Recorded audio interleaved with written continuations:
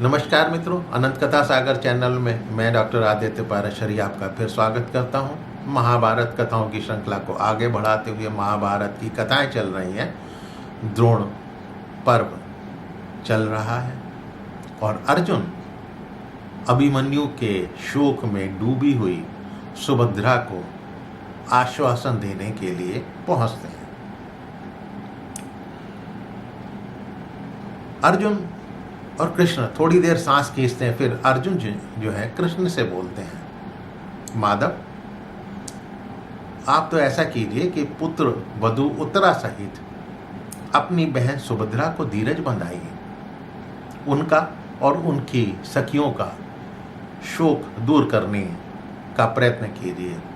तब भगवान श्री कृष्ण उदास मन से अर्जुन के शिविर में जाते हैं और वहाँ अपनी शोक में डूबी हुई दुखी बहन को आश्वासन देने लगते हैं और बोलते हैं कि अभिमन्यु के लिए तुम शोक ना करो, काल एक दिन सभी प्राणियों की ऐसी ही अवस्था कर देता है। तुम्हारा पुत्र उत्तम क्षत्रिय था, ये मृत्यु उसी के योग्य हुई है, शोक ना करो। ये सौभाग्य की बात है कि पिता तुल्य पराक्रमी धीर महारथी अभिमन्यु जो है क्षत्रियोचित यानी क्षत्रियों के लिए जो उचित कर्तव्य का पालन करते हुए एक उत्तम गति को, एक उत्तम मृत्यु को प्राप्त हुआ है।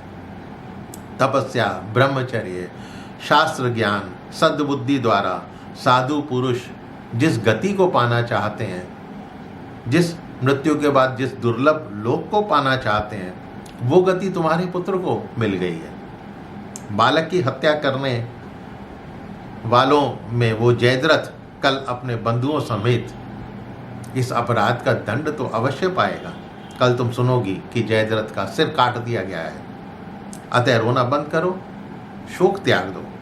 वो स्वर्गलोक में गया है, सहस्त्रों शत्रुओं को मारकर मरा है। तुम बहू को, उत्तरा को धीरज बंधाओ।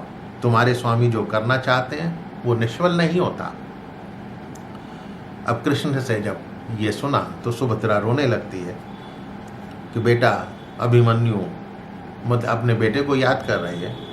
अभिमन्यु तुम मुझ अभागिनी के गर्भ में आकर पिता के बराबर पराक्रमी होकर उसके बावजूद कैसे युद्ध में मारे गए। तुम तो शूरवीर थे, युद्ध में कभी पीछे पैर नहीं हटाते थे। जिसके सोने के लिए बहुमूल्य बिछौने से सजी शैया बिछाई जाती थी, आज वो बाणों से बिधकर धरती पर पड़ा कैसे सो रहा होगा।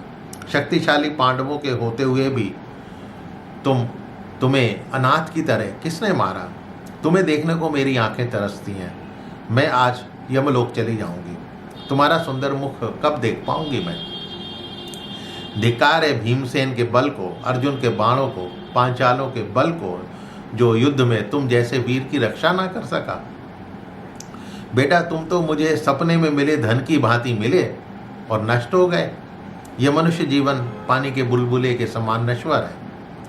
ये उत्तरा जाति से उत्तम, सुशीला, सुकुमारी मेरी प्यारी बहू है। तुम मेरी इस बहू को हृदय से लगाकर आनंदित करो बेटा। जब पुत्र होने का फल मिलने का समय आया तो तुम मुझे दर्शनों के लिए भी तरसती असहाय अवस्था में छोड़कर असमय ही मौत की गोद में चले गए। बेटा तुम्हें एक बार शूरवीर की गति मिले जो हजारों गाय दान करने पर प्राप्त होती है, वो गति तुम्हें प्राप्त हो। जो गति धर्मपरायण ब्राह्मण पतिव्रता स्त्री को प्राप्त होती है, वो गति तुम्हें प्राप्त हो।